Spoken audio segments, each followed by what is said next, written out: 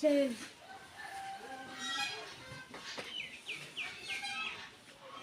কোনো সমস্যা নাই, এই ওষুধটা 2 বেলা লাগাবেন, সকাল আর বিকাল লাগাবেন।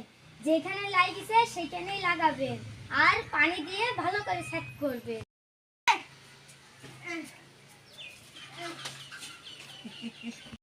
আমার স্বামীকে ভালো করে দাও আল্লাহ, আল্লাহ কষ্ট দিও না আল্লাহ, আল্লাহ আমার স্বামীকে ভালো করে দাও আল্লাহ, কষ্ট দিও না। স্যার হাতে আছে বল, পা হইছে ক্যান্সার, হাতে আছে বল, চল রে চল রে চল, ওই শালা ডাক্তারের কাছে চল।